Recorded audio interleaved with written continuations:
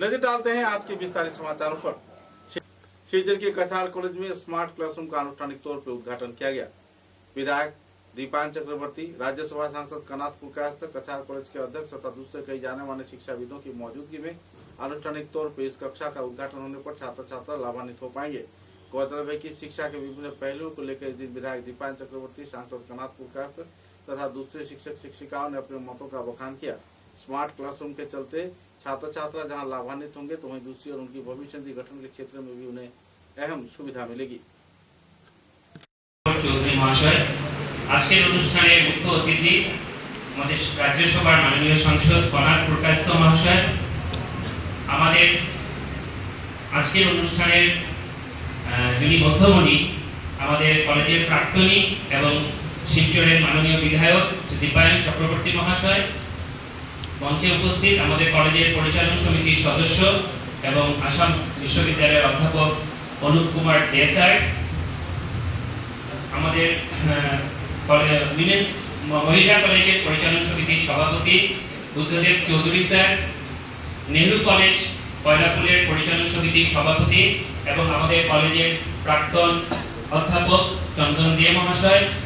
আমাদের কলেজের পরিচালন বিশ্ববিদ্যালয়ের অধ্যাপক পরাগশীল স্যার, আমাদের কলেজের পরিচালন সমিতির সদস্য বিশিষ্ট সাংবাদিক প্রণবানন্দ দাস মহাশয়, কলেজের পরিচালন সমিতির সদস্য অভিজিৎ রায় মহাশয়, আমার মাননীয় সহকর্মীবৃন্দ, উপস্থিত অতিথিরা এবং প্রিয় ছাত্রছাত্রী ভাই বোনেরা, আজকে আমাদের কলেজের জন্য একটি সোনালী দিন। আমি যখনই এই কলেজের দায়িত্বভার গ্রহণ করি 30 জুলাই, এই বছরের 30 জুলাই,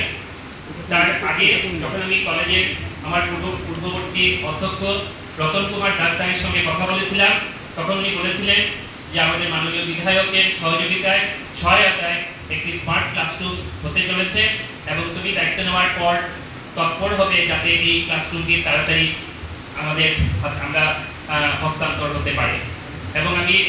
দায়িত্ব গ্রহণ করার পরে যখন মাননীয় বিধায়কের সঙ্গে যে দায়িত্ব গ্রহণ করার দিন উনি এসেছিলেন, আমি যদি দায়িত্ব গ্রহণ করি তখনই ওনাকে আমি এটার কথা মনে করেছিলাম এবং উনি আমাকে বলেছিলেন যে আপনি মানে কবের মধ্যে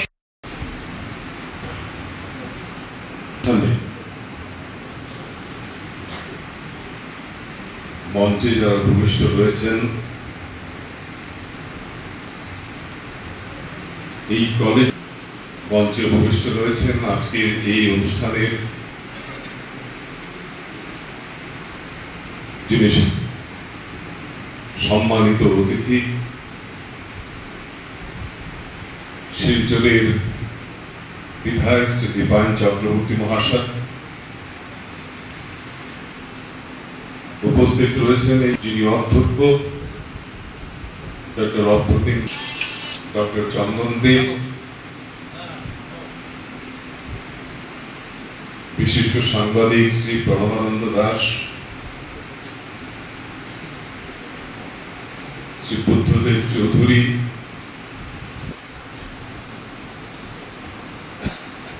এছাড়াও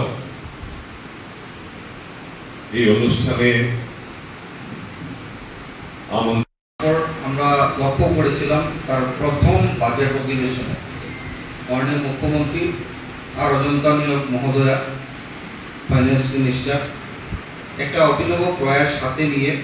তার ফার্স্ট বাজেট অধিবেশনে এটা অ্যানাউন্স করেছিলেন যে আসাম রাজ্যে যত অঙ্গনারী সেন্টার রয়েছে তার মধ্যে এই সরকার প্রাথমিকভাবে 1000 অঙ্গনারী সেন্টারকে একটা মডেল অঙ্গনারী সেন্টার হিসেবে বানাতে যাচ্ছে সরকার।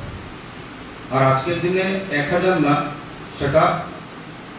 প্রায় 10,000-এর সংখ্যা ছাড়িয়ে যাচ্ছে। মডেল অঙ্গনারী সেন্টার হিসেবে গড়ে উঠেছে আসাম রাজ্যে। শিলচরে আপনারা জানেন যে সরকারি জমি পাওয়া অত্যন্ত কঠিন কাজ, তাও ফার্স্ট ফেজে আমরা 11টি অঙ্গনারী সেন্টার বানিয়েছিলাম। আজকের দিনে আমরা মোটামুটি 16টা অঙ্গনারী সেন্টার কমপ্লিট করে আরও কিছু অঙ্গনারী সেন্টার বানানোর জন্য প্রচেষ্টা করে যাচ্ছে। এটা আসবে। আর এই সরকার তার জন্যই চিন্তা করেছে যে এই শিশুটি বড় হয়ে আগামী দিনে দেশের ভবিষ্যৎ হবে। আর এই শিশু যদি স্বপ্ন সুন্দর না হয়